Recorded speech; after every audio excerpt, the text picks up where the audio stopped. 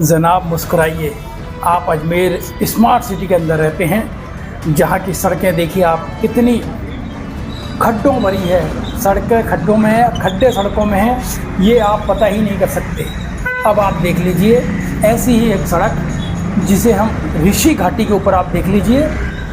ऋषि घाटी बोलो, पुष्कर घाटी जो रामनगर वाला क्षेत्र है ये बोलिए, या इसको बोलिए वीवीआईपी रोड की घाटी। अब आप कहोगे वीवीआईपी रोड की घाटी क्यों बोल रहे हो, तो मान्यवर जी यहाँ पर 5वीं बार विधायक बने हैं हमारे देवनानी साहब, इसी क्षेत्र के हैं। 2 बार मंत्री रहे हैं, इस बार विधानसभा अध्यक्ष हैं। कई बार रोजाना इस रोड के ऊपर उनका आना जाना है।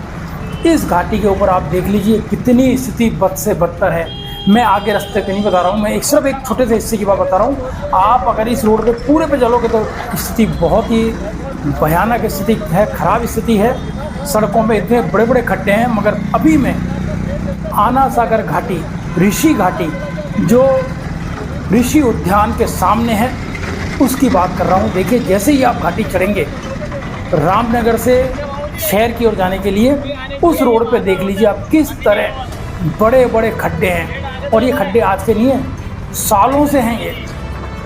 हर साल यहाँ पर सिर्फ पेचवर्क होता है, हल्के से इन खड्डों को भर दिया जाता है और इतनी शीरी कर ली जाती है। आम जनता इन खड्डों से इतनी परेशान है, आए दिन दुर्घटनाएं होती है, इतनी भीड़ रहती है।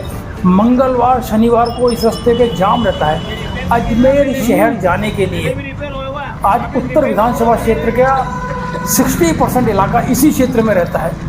उनको अजमेर आने के लिए यही एक मार्ग है, वापस घरों की ओर जाने के लिए यही मार्ग है, पुष्कर जाने के लिए, नागौर, बीकानेर और भी कहीं जगह जाना हो तो आप देख लीजिए यही रास्ता काम में आता है। अभी कांवड़ यात्रा निकली, किसी ने भी ध्यान नहीं दिया, पूरी कांवड़ यात्रा इन्हीं खड्डों में से निकल गई। अब भादवा मेला चल रहा है, जितने भी यात्रु रामदेवराज जाने वाले आने वाले इसी रोड से आ जा रहे हैं। स्थिति आप देख लीजिए आपके सामने किस तरह ये सड़क है, पूरी टूटी पड़ी है। यहाँ रोजाना जाम लगता है, लोगों को बड़ी मुश्किल से गाड़ी रोक करके निकलना पड़ता है।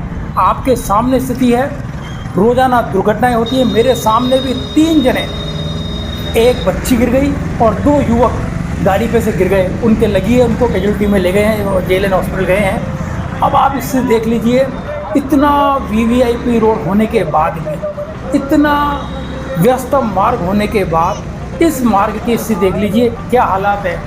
मैं जिला प्रशासन से निवेदन करना चाहूँगा कि जब तक पेच वर्क या सड़क की मरम्मत का कार्य ना हो तब तक यहाँ पर नगर निगम प्रशासन जितना भी बुड्ढा या कंक्रीट डाल करके इस गड्ढों को तो भरे, जिससे आवागमन में थोड़ी तो राहत मिले, परंतु कोई ध्यान नहीं दे रहा। अब इनके पास बहाना है कि बारिश के बाद करेंगे।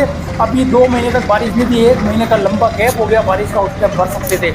अब ये कहेंगे दिवाली बाद करेंगे, दिवाली के बाद नया साल आ जाएगा, नए साल के बाद बोलेंगे टेंडर निकलेंगे, टेंडर के बाद आचार संहिता लग जाएगी, आचार संहिता के बाद फिर नया सिस्टम चालू हो जाएगा। तो ये बहाने पे बहाने बनाते हैं और आम जनता परेशान पे परेशान होती है। कहीं पर भी आप देख लो सिर्फ कागजों में बड़ी बड़ी घोषणाएं हो रही है सड़कों की, परंतु ज़मीन पर कोई काम नहीं हो रहा। प्रशासन इस ओर ध्यान दे, आम जनता को राहत प्रदान करे। आम जनता बहुत ज़्यादा परेशान है, सड़कें पूरी तरह से उधड़ चुकी है, कंक्रीट से लोग गिर रहे हैं। ये स्मार्ट सिटी है, जो 100 स्मार्ट सिटी में से अजमेर शहर देख लीजिए आपने जो बनाया है वो स्मार्ट सिटी। कई मुद्दे हैं स्मार्ट सिटी में होने के लिए, परंतु ये अभी सड़क वाला देख लीजिए, ना पानी है, ना सड़क है, ना स्कूल है, ना महाविद्यालय है, ना अस्पताल है, कुछ भी नहीं है, ना वाईफाई है। मगर अभी अपन बात कर रहे हैं सड़क की और इस भी एक छोटे से हिस्से की। ये छोटा सा हिस्सा यहाँ घाटी वाला आप देख लीजिए, घाटी वाले हिस्से की क्या हालत है।